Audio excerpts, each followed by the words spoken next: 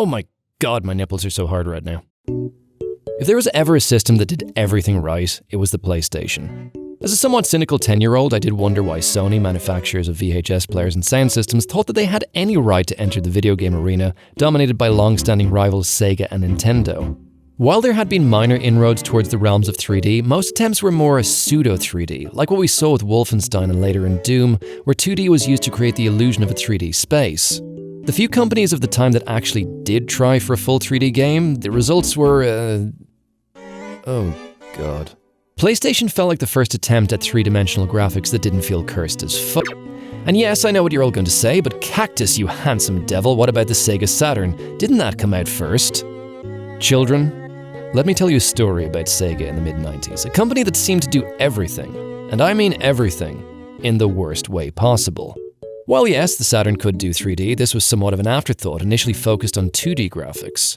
Sega felt the need to add an extra processor to compete with the polygonal powerhouse that was the Sony PlayStation, which was released at $299 versus Sega Saturn's far less palatable $399. Oh yeah, and over here in the West, Sega decided to release the thing 4 months early to try and get a jump on Sony. The Sega Saturn was released in Europe in mid-95, and I have absolutely no memory of the thing during this period of time. Between the rampant internal disharmony within the company, not being able to keep up with early stock demand, and the seemingly non-existent marketing campaign for their flagship console, the company basically handed the competition their bare arse on a silver platter. I mean, the Saturn didn't even have a mainline Sonic game. Think about that for a second. The company's mascot did not have his own f***ing game. Sega, how did you f*** up this badly? My local video rental store in Doki had a PlayStation kiosk, and I remember me and some of the kids from the neighborhood parked ourselves there for an entire day, taking turns playing Battle Arena Toshinden, which despite being a long-forgotten fighter replaced by many other superior ones, it really was a marvel getting to play a fully 3D game that looked this smooth. Don't laugh, this was considered extremely high-tech by 1996 standards. I'm seriously amazed that the store clerks allowed us to stay there for as many hours as we did, at one point even swapping the game out for us to the damn sexy looking 2D shooter Rapid Reload, making me feel like I was playing a roided up Super Nintendo. It was at that moment when I knew the PlayStation was the perfect gaming console. But let me tell you people, I hadn't seen anything yet. A few months later, my best friend got his very own PlayStation, and I almost shit my pants with excitement the first time I laid my eyes on Crash Bandicoot. This was what 10-year-old me wanted, the edgy aesthetic of a Sonic with the tight precision of a Mario with an oddly satisfying tropical island twist. Now this wasn't open exploration 3D like we would get a year later with Mario 64. Crash Bandicoot was for all intents and purposes a linear platform game, occasionally allowing you to veer off path to a secret area, but it was also cleverly put together and beautifully presented that we didn't really notice. I mean, you could control your character on 3 different axes, which did sometimes lead to frustrating yet hilarious deaths. There was something which felt so complete about that first game, bold and bright and wonderfully full of humor. And the first Crash Bandicoot was f***ing difficult, especially if you were trying for a level gem where you needed to destroy all the boxes in the stage, but you had to do it using only one life. You could never get mad at anyone but yourself for messing up because Crash had some of the absolute tightest controls I've ever had the pleasure of experiencing. They were so goddamn precise, and it made me really sad that they felt it necessary to mess with the physics for Crash 2, and it just wasn't the same. Crash Bandicoot was my true introduction to the PlayStation and a snapshot of what was to come. I had to wait until Christmas of 1997 for my own PlayStation, but it was so worth the wait because along with my new console, I received Final Fantasy VII. Yes, we'd had RPGs on the SNES, and yes, they were amazing, but FF7 was on this whole other level of incredible. Every time I saw the ad on TV, I thought my brain was going to melt. These FMV scenes were like crack to an 11-year-old me. And the in-game presentation was pretty damn exceptional too. Pre-rendered backgrounds with these low-poly characters that just seemed so damn charming with these toy-like bodies and weird little hoof hands. Oh, and another thing, games of today could definitely learn something about pacing from Final Fantasy VII. As a terrorist group, you infiltrate and blow up a Mako reactor, learn about the struggles of said group Avalanche, your childhood friend convinces you to help the group one more time, you take a train to the next mission, but your fake IDs don't pass the checkpoint inspection and you have to bail from the train. After you plant the second bomb in the next reactor, you're ambushed by a Shinra security droid. Your team defeats it, but the main character Cloud gets dropped from a height, smashing through the roof of a church, teaming up with a flower girl from the slums, when suddenly you see your childhood friend on her way to a slum gang boss's mansion, and you have to dress up Cloud as a girl in order to gain access and trick the boss Don Corneo into picking you as his bride. This all happens in the first fucking 4 hours of the game. By modern standards, 4 hours equates to little more than whacking about in what barely feels like a game and more like an interactive cutscene, and yes, I am looking at you here, Red Dead Redemption 2. I cannot tell you the fun of the absurdity of dressing the dour and overly serious Cloud Strife up as a girl, and I think this still remains as my favourite sequence of any video game ever. There are so many sections that evoke such joy. The first time you see the Sky Arcade, the Gold Saucer, returning to Cloud and Tifa's hella unsettling hometown of Nibelheim, meeting the surly pilot Sid in Rocket Town, watching in awe when the weapons are released from the Earth and a meteor is summoned to destroy the planet by Sephiroth, the bad guy, to end all bad guys. FF7 is a game that has one great part after another, each scene complemented perfectly by the truly inspired soundtrack by Nobuo Uematsu. The only thing that lets it down is... yeah, the battle system is a bit naff by today's standards, being little more than glorified turn-based combat. I am a bit embarrassed to admit, even with Final Fantasy VII being my favourite game of all time, having cleared it I think 7 times at this point, there are still parts of the story I don't entirely understand. Especially when it comes to Sephiroth, or Cloud's recollection of the past, or if Nibelheim did actually burn down, or what exactly Jenova is. Like, is it from space, or was it made in a lab, or is it really Sephiroth's mother, or was it that chick Lucretia? I do go online and check these things now and again, but for some reason I always seem to forget the answers. You should absolutely play Final Fantasy VII if you have not had the pleasure thus far. Unfortunately, there is no decent modern port available, but you can mod this shit out of the Steam release, which is how I am currently replaying it, and yeah, it looks gorgeous. I promise you, it is so worth it. I know this is going to seem like such a minor side note after spending so much time sucking FF7's dick, but the other game I got that wonderful Christmas of 1997 was Die Hard Trilogy, a bizarre trio of games based on the original Die Hard movies, all done in completely different styles. Die Hard is a third-person level-based shooter, Die Hard 2 is a light gun game, and Die Hard with a Vengeance is a driving game where you have to race to different parts of the city to disarm bombs by, making them explode. It's video game logic, don't think too hard about it. This is the only one out of the 3 that I've never finished because some of the later stages go to extreme levels of bullshit with the limited amount of time that they give you. Man, all of these games are so f***ing janky. Even by the standards of the time, they were janky as shit. But you know what? I loved them anyway. They all contained such an over-the-top silliness that was just so very 90s. Did it make sense that a motherfucker skeleton popped out of his skin if you hit him at just the right angle with a grenade? No, but we didn't care because we were having fun. Die Hard 2 held such a very special place in my heart. I don't know why, it was probably all the gore. I had such a good time on Christmas Day playing it with the Predator light gun, a peripheral whose level of dog shit I did not quite realize until I purchased the far superior Scorpion light gun years later. But you know what, I didn't care. I was having fun. It is ironic that my first experience of Resident Evil was on the Sega Saturn when a friend showed it to me at his house, and there was something about this game that was so intoxicating. I don't know if it was the setting or the creepy mood or how the fixed camera angles made it look like you were playing a movie, but whatever it was, I knew that I needed this game in my life. I was quick to get my own copy of the director's cut on PS1 and went on to play it a lot. To say that Resident Evil changed everything is not hyperbole. It had such a massive impact on my life, not just because of the immersion it provided, but because it completely broke the mold of the typical third-person shooter, and most importantly, it showed me the potential of what a video game could be. And it was also my introduction to zombies, something that would become somewhat of an obsession through my teenage years. Even at the time, Resident Evil was not a particularly scary game, but there definitely was a tension present when playing it. Saying that though, by the halfway point, I thought there was nothing else that this game could throw at me, and then the f***ing hunters appeared. Trap a motherfucker in a house with the hybrid lizard death machines and watch how quickly his soul leaves his body. It is hard to convey just how special the original Resident Evil was. I know Capcom basically copied the blueprint for what Alone in the Dark had laid out a few years before, but I mean, come on, there is no comparison in terms of quality. Out of curiosity, I bought the second Alone in the Dark many years later for the Sega Saturn, and if I was being kind, I would call the game's design choices unfortunate.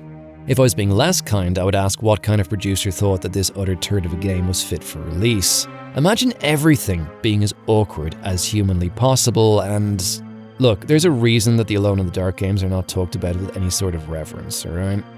On the flip side, everything in Resident Evil seemed to meld in such a marvelous way. The soundtrack, the atmosphere, the almost puzzle-like precision in how you approached combat. Even the shitty voice acting gave it a feeling like you were watching a terrible B-movie from the 70s. Everything seemed to come together exactly the way it was supposed to. And then Resident Evil 2 came along and raised the bar to insane new heights. I remember seeing early shots of what the second game was supposed to look like, and I was really looking forward to it. However, the powers that be at Capcom decided to scrap this version at around 80% completion to start from scratch, which is f***ing bonkers. Imagine a company doing that today. It was worth it though, because what they ended up delivering was something truly magical. Everything was improved here: the gameplay, the visual fidelity, the animation. The characters now moved differently depending on how damaged they were, ending up in this pathetic dragging of their leg when they were close to death. And yes, this f***ed me over many times due to the fact that even at running speed, you now moved slow as shit when your health was at danger status. It's hard to be mad though, because with such emotive body language going on, it really did add that extra layer of immersion to the whole experience. There is one element that they improved which actually sort of hurt the game. The first Resident Evil became much loved for its legendarily bad voice acting, but with a more skilled voice cast used in the sequel, the voice acting wasn't improved to good, but to mediocre. Now there was nothing special to it. It lost all that wonderful campiness that the first game had had in spades. There were very few times in my life when I was as excited for a game the way I was excited for Resident Evil 2. It absolutely delivered in every way possible and still remains one of my favorite games of all time. While I was also very excited for Resident Evil 3, it didn't quite hit the same way. I had an excellent time playing it, but there wasn't that same level of holy shit that there'd been in the second game. Because let's face it, the leap in graphics and overall game quality was freaking huge between those first two games. There were a few tweaks here and there, but overall it felt fairly similar to Resident Evil 2. Now don't get me wrong, there is still a massively fun gaming experience to be had here. It was very cool seeing Jill return from the first game. They added in a new feature with the 180 quick turn. Having Nemesis stalk you throughout the game and knowing that he could follow you from room to room definitely lent an extra sense of dread to the whole experience. Ammo creation was made possible by the addition of the reloading tool, which was... yeah, I could have done without that. Oh, they also added one of the dumbest fucking dodge mechanics, which sort of worked like a parry system. Sometimes it was a dodge, but other times it was like a shove. To this day, I have not been able to properly work out the timing for this move. Yes, I've seen videos of people pulling this technique off flawlessly, but I still say it's a fucking dumb mechanic, and I really wish they had never included it. Resident Evil 3 is a game that I loved as a kid, but as a grown-up, it seems like every time I play through it, I feel that I like it just a little bit less than before. It's nothing against the game, I think it's more of an endorsement of just how good those first two games are. Even so, the three original Resident Evils are probably one of the finest trilogies in gaming history. Before Metal Gear Solid... how do I explain this? When I was a child, I thought there was some unspoken rule as to why video games couldn't have good voice acting. I'd seen a plethora of Disney productions with acting as good as any Hollywood movie, along with a bunch of great English anime dubs. I had seen some footage from FMV games on PC where the voice acting seemed decent enough, but then again, this didn't really feel like voice acting per se, it just felt like watching a movie. For some reason, voice acting in games of this era was always just... terrible. Stop it! Don't open that door! Recover all the energy immediately, Mega Man. And then Metal Gear Solid happened. I know I said that Resident Evil gave you the feeling that you were playing a movie, but Metal Gear Solid was the first game I'd ever played that truly felt cinematic, like you were taking part in a Hollywood blockbuster. There were these big, overblown action sequences along with this dynamic camera during gameplay that would change position to give you the best viewpoint when you hugged a wall. The game was all about stealth, sneaking in and out of cover, remaining unseen, waiting for the perfect moment to run up behind a motherfucker and snap his neck. Yes, that shit was grim. Yes, teenage me loved it. No, I didn't care if that was twisted and f***ed. I did really enjoy Metal Gear Solid, but I didn't love it the way I loved Resident Evil or Final Fantasy, and I do know some people were absolutely obsessed with this game back in the day. Metal Gear Solid was a good game, but it wasn't a great game. Now, hold up, don't ask around me in the comments before you hear me out. It wasn't a great game, it was a great experience, and honestly it felt like it was the spectacle that I was enjoying much more than the game itself, really feeling closer to an interactive movie. I did clear it a few times, but there wasn't anything overly deep going on from a gameplay perspective that made me ever want to go back and play it on the harder difficulties. I also wish the game had involved a little more exploration because the environments were so well put together. The main game was relatively linear in its progression, and they didn't really have any side stuff to do, which did feel like such a waste because they had constructed these really great environments. While it might seem somewhat aged now, the brand new experience that Metal Gear Solid gave us was just exceptional. Every part of this game was so meticulously crafted, and yeah, I see why Hideo Kojima went on to become a darling of the gaming industry after this. I'll be honest though, the games he makes these days feel way less like actual games and more just like really long movies.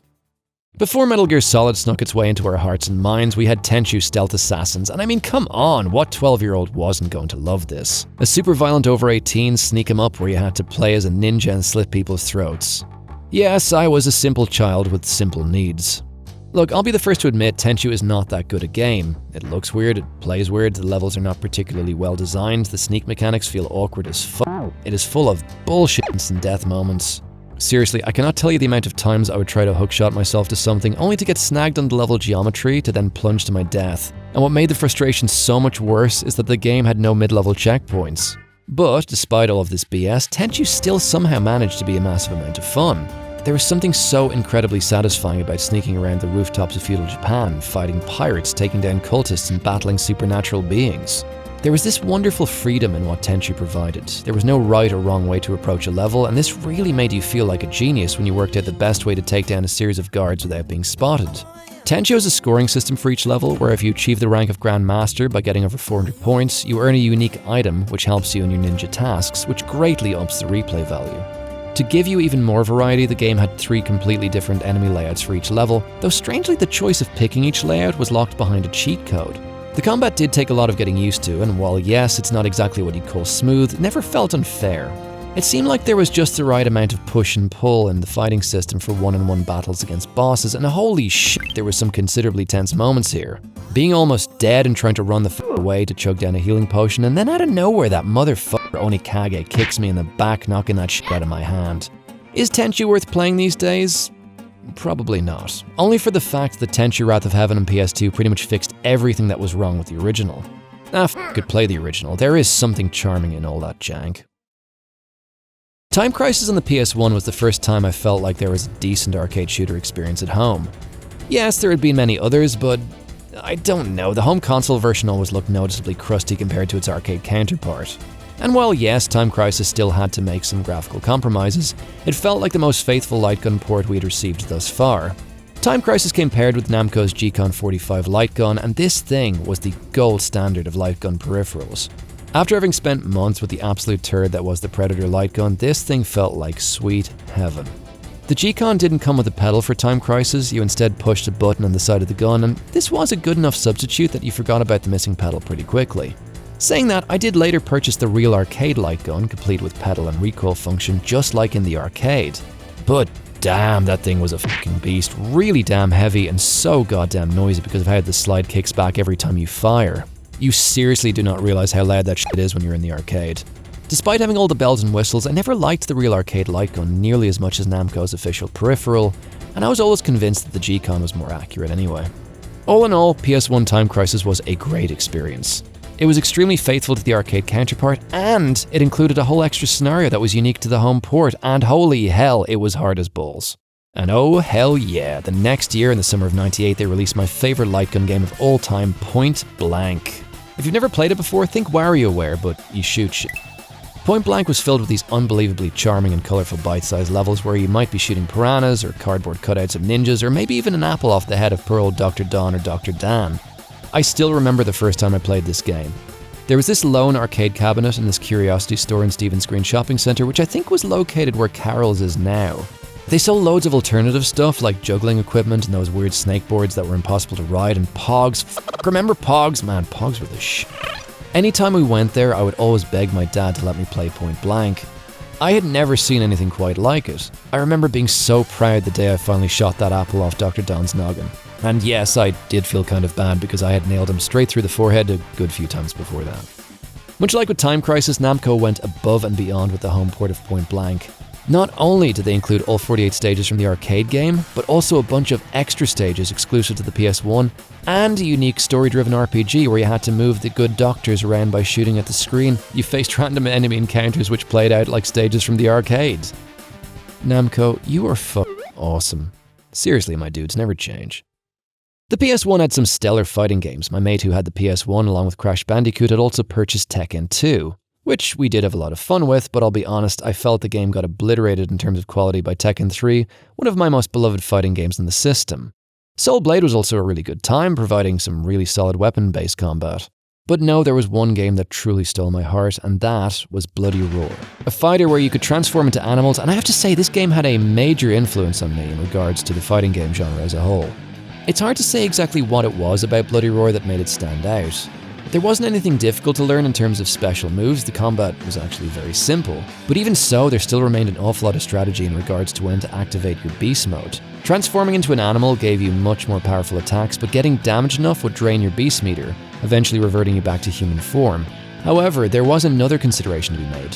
While transformed, you could choose whether or not to activate Rave mode. This would make your character move and attack significantly faster, but it would also automatically drain your beast meter.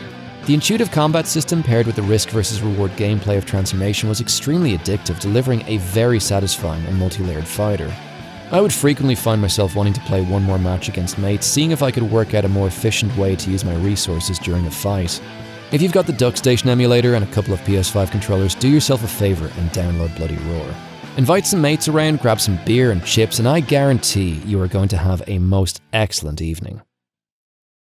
Resident Evil was my first time experiencing horror in a video game, and while the series was awesome in pretty much every way a series could be awesome, there was this one big glaring problem. Even at 11 years old, the games weren't particularly scary. I'm not saying I wasn't startled the first time zombie dogs smashed through the windows, or that I wasn't terrified the first time a hunter jumped at me from around a corner, but the problem is, jump scares are only scary once, and as a device for horror, their scope is extremely limited. Enter Silent Hill. I remember playing the Silent Hill demo that came with Metal Gear Solid and thinking that every single part of the game felt so wrong. Everything felt unsettling. You see, Silent Hill's psychological horror runs much deeper than your typical spook show. It is scary because it disturbs you. Every location feels off, even the more innocent ones. There is this unease and unnatural quietness which is always present. What you don't see in Silent Hill is equally as important as what you do. Also, speaking of the demo, I was delightfully freaked the f*** out by those mutant baby things with knives that you encounter in the school, and I was salty as f*** when I realized that they had been removed from the PAL version, replaced by those vagina-faced claw monsters. Not cool, Konami, not cool. The PS1's limitations inspired what would probably become Silent Hill's best-known trait of the fog. Rendering a game this detailed in full 3D would have been very graphically intensive for a 5th-generation console, as it wouldn't allow for very high draw distance without performance taking a huge hit. The fog, and in later sections the darkness in the outdoor areas, are there to hide the fact that the environment is loading quite close to where the character is. However, this hardware limitation added something wonderful to the game's feeling of suspense. Only being able to see a few feet ahead of you at any one time added an extra layer of intensity to the game, as it touched off one of our most primal fears, the fear of the unknown. This constant sense of dread stays with the player from the second you start playing right up until the very end, and while yes, you will have a sense of exhaustion that maybe you wouldn't by the end of Resident Evil, it is so worth it for the experience. Silent Hill doesn't do the typical survival horror thing of limited inventory space, and you can hoard guns and ammo for a rainy day, as the game focuses a lot of its combat on melee weapons, which, even though it takes a little getting used to, actually performs pretty well. It strikes a good balance between being efficient but at the same time being just awkward enough so as to make you feel a bit vulnerable.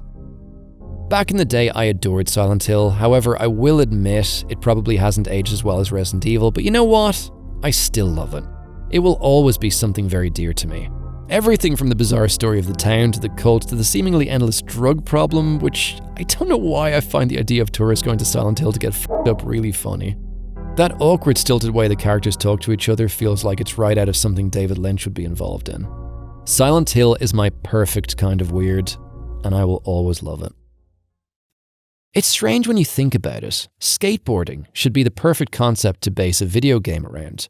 High-octane, adrenaline-pumping, massive jumps and grinds and tricks, all attitude and excitement, and oh did they f*** this up so badly for literally 2 whole decades. I remember playing the half-pipe section in California games, and even as a really young kid, I remember being perplexed as to why anyone would design something like this. Instead of making it fun, they just made it really difficult. And the even weirder part is, despite skateboarding having a decent amount of popularity during the 80s and 90s, no one really made an attempt at the genre. The only other game of note during this time being Skate or Die, which, yeah, I would say it was a good effort, but it wasn't. It really, really wasn't. Oh, I mean, think about it. How f***ing cool would it have been to have had a decent 2D skateboarding game on the SNES? There was this one game I had on the PS1 called Street Skater, which was this awkward arcade-style game where you would just press X in a direction to do a trick every time you jumped off a ramp. It was really short and generally just kinda shit. And then here comes Neversoft, swinging their big dicks around, and out of nowhere they crack the entire skateboarding genre. Fuck racing, make this all about tricks. 1 button jumps, 1 button for grinds, 1 button for flip tricks, and another button for grabs. It had been that fucking simple all along, and no one had copped it. I know I probably overused the phrase that so-and-so changed everything, but f*** me, Tony Hawk's skateboarding changed everything. Also, yeah, that's what they named it in Europe. I was trying to figure out why, and someone on Reddit suggested that Pro Skater over in Europe would have made us think that it was ice skating or some stupid shit like that, which is just not the case. People here understand that the word skating or skater can refer to several different things. Tony Hawk's Pro Skater was split into 9 levels, 6 regular ones and 3 competitions. The regular levels all contained a similar series of tasks. Get 2 high scores, get 5 of something, find the secret tape, and collect all the skate letters. The competitions gave you 1 minute trying for the highest score you could, which would then be converted to a judge's score, which was hurt by the amount of times you fell, complete with disapproving moans from the crowd. God, those judgmental bastards always pissed me off. There was no real variation in the main game's tasks, but where Tony Hawk's Pro Skater really shined was in its combo system. Every time you did another trick in the same combo, an extra multiplier would be added to your score, and there was this feeling of giddiness trying to cram as much as possible into a line, ending with a massive dopamine rush when your wheels finally touched solid ground and you saw all those sweet, sweet numbers flash up on screen. The game was superb, and I have to give a big up to the level designers because all the skatable areas flowed incredibly well, making them all very fun to just mess around in. The controls were easy to handle, the gameplay massively addictive, and you always just wanted one more go to improve that level score, if for no other reason than to rub it in your friend's face. Oh yeah, speaking of friends, in multiplayer, you could play a game of horse, which in Pro Skater just meant getting a higher score than your opponent. Every time you failed to do so, you received a letter. The thing is, Pro Skater allowed you enter anything you wanted as your word, allowing you up to 10 letters, and my mate realized that this would perfectly fit the word buttfucker. And yes, there was a certain kind of special feeling when the loser was subjected to this. It is one of my fondest teenage memories, those lazy autumn evenings, 13 years old, and my best friend casually asking me if I wanted to play a game of buttfucker. Also, I know I told you how absolutely hyped I got for the release of Resident Evil 2, but that was nothing compared to how I felt when I heard there was going to be a second Tony Hawk's Pro Skater. Like, I thought I was going to fucking explode. I was so damn excited for this game. Everything was improved, the graphics, the tricks, you could create your own skater, your own skate park, and you could now manual. This was like the Jesus Christ moment for the Pro Skater games. There was now technically no limit to the length the combo could be, and it was glorious. They hadn't included the revert move yet, so you were constantly trying to avoid quarter pipes because going up one would end your sweet ass combo. It was both strange and hilarious that quarter pipes had suddenly become the silent antagonist of the game. Much like with the Resident Evil sequel, Pro Skater 2 delivered. Oh, baby, how it delivered. Everything was so smooth and filled to the brim with buttery goodness, and playing it felt like you were mainlining crack and adrenaline and pure happiness all at once. There was one problem for me when it was released. The weekend it came out, I was helping paint the downstairs of my house, long days spent with a paint roller in my hand, and I was tormented by the fact that the greatest skateboarding game in existence was sitting mere meters away, upstairs in my room, unplayed. Okay, I mean, I got to play it for a couple of hours, but that was almost worse. It was like some sort of awful tease. Aside from the Tony Hawk's Pro Skater series being amazing games, they also introduced me to the world of skateboarding. Yeah, I mean, I already knew that skateboarding was a thing. I even owned a shitty fish head board when I was a little kid, but the first game really did something special. It brought skateboarding into the mainstream, into our homes and minds. It made skateboarding this really big deal. It created a whole generation of new skaters, myself included, and for that, I will always be eternally grateful. The PS1 era was an exciting time for innovation and experimentation in the gaming landscape. One of the most interesting examples was the horror action RPG hybrid Parasite Eve, which we did not fucking get over here in Europe. Seriously, what is it about the PAL region always being the one that gets dicked over? It wasn't until several years later when I got my PS1 chipped that I was able to buy an American copy and play it. You know what was released over here though? Parasite Eve 2. Seriously, make sense of that shit. While the first game had a heavy focus on magic and distance of attacks and combat along with light survival horror inventory management, they made a really smart decision for the sequel and simplified everything. There was still a magic system to speak of, but the entire leveling system associated with it was scrapped. Parasite Eve 2 now felt a lot more like Resident Evil with RPG elements, opposed to the first game which had felt more like a full-on RPG which happened to have guns. I really enjoyed that Parasite Eve had its own personality when compared to other horror games at the time. It had this unique blend of sci-fi horror with returning protagonist Aya Brea. I really liked the fact that Aya was presented as this very normal, grounded character who just happened to be a highly skilled agent with pyrokinetic abilities. And you see, that made her so much damn cooler. A 20-something with superpower, and she was just chill as fuck about it. Even the car she drove was slick yet understated, a 1972 AMC Matador. If they had Aya in a modern game, she'd be some quick-witted Ferrari-driving femme fatale full of one-liners and attitude. But the Aya of Parasite Eve 2? This right here is how you make a realistic and likable character. I don't know what it was about Parasite Eve 2 that made me fall head over heels in love with it. The game uses really detailed character models with high-resolution pre-rendered backgrounds, much like in Resident Evil, but the colours they use are so much more warm and pronounced. I had never played a horror game that felt like it was in a contemporary setting. I mean, yeah, I know Resident Evil was set in modern day, but it was also set in a big spooky house. Parasite Eve 2 starts in a skyscraper hotel in downtown Los Angeles, all contained within a very sleek and modern building. We then proceed to Dryfield, Nevada, a sleepy town in the middle of nowhere, and the desert setting is really bright and vibrant, and even when the game turns to nighttime, it feels really cozy, this soft light emanating from the local bars and motel rooms. There is something really comforting in these environments, almost like a friendliness to them. There are so many goddamn things to unlock in Parasite Eve 2. There's replay mode, which acts like a new game plus, bounty mode, which adds tougher golem enemies throughout the game for you to rack up some serious cash, scavenger mode, where the shops have f***all stock, and the absolutely sadistic nightmare mode, where all odds are against you and enemies can f*** up your day with just a couple of hits. You unlock 3 new items every time you get to the end, and if you want to unlock everything, you have to finish the game 13 times. Which I have done, by the way, twice. By my count, I've finished Parasite Eve 2 a total of 29 times, and no, I don't fucking know why. It's just, I don't know, there's something compulsive about that damn game. Whatever it was that Parasite Eve 2 had, I was in. I mean, balls deep in, and I still wanted more. It is by no means a perfect game, and I have no idea what it would be viewed like through a modern lens, but at the time, it gave me this certain something that I didn't even know I'd wanted. It will always be one of my all-time true loves of gaming. I know there's a bunch of important games I left out, okay? After being overjoyed by the experience of Final Fantasy VII, Final Fantasy VIII left me woefully disappointed. It took me many years to actually sit down and finish it.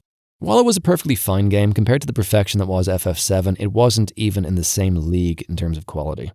Final Fantasy IX was decent, but I could never get used to the fact that the main characters looked like you were playing as a bunch of preteens, and none of the characters seemed particularly deep. Except Vivi. Vivi was cool. Gran Turismo was a big deal as it started the whole driving simulator genre, but for me the series didn't become truly excellent until many years later with the release of Part 5. I didn't really have anything to say about the Tomb Raider games. It felt like such wasted potential. You had this dynamic game engine that was woefully let down by dogshit level design, especially in Tomb Raider 2. I mean, seriously, f*** that game. The most notable FPS in the system was Alien Trilogy, which, yeah, was a lot of fun, but really repetitious and feels very awkward to try and play these days just because of its old-ass control scheme. By the by, if anyone feels like porting this game with modern FPS controls, you will forever be my hero.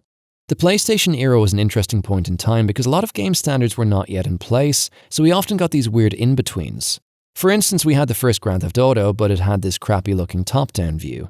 I remember being in an electronics boutique on Dawson Street looking at the back of the GTA box, seeing pictures of these teeny bitty looking graphics, and I couldn't fathom why such a game had a BBFC 18's rating. GTA was novel because it was the first time a video game allowed you to be really bad. And yeah, it was fun to dick around with for a while, but ultimately as a game, it kind of sucked. There was no map, no saves within a level, you couldn't replay missions if you failed one, and it handled about as well as your mum handles balls. Driver, on the other hand, was a fully 3D experience, controlling pretty well along with being visually impressive, but they chickened out by failing to include any sort of violence whatsoever, I'm sure because of the fear of potential backlash from the obnoxious lobbyists of the time. Both GTA and Driver contained elements of what we wanted, but neither game left us feeling satisfied. Well, there it is, the most influential console of my early and preteen years. The PlayStation was the beginning of something wonderful, the start of interactive 3D media that lay the groundwork for what would become modern gaming. Everything felt so fresh and untapped. It was a time when a new game was something that you really looked forward to, something that provided a genuine sense of excitement. I try not to get sad when I think about what modern gaming has become, the same old stale tat year in, year out, each game merely another copy of something that has been done 100 times before. No, I try to think back to the year 2000, buying Parasite Eve during my winter holidays and playing through the Acropolis Tower on a quiet Christmas Eve. I was 14 years old, and at that moment, Parasite Eve 2 was exactly what I needed. It introduced me to characters I came to love, a world so unusual yet vibrant. The sense of calm I felt that Christmas Eve is hard to put into words, but for that 1 hour, I was exactly where I wanted to be.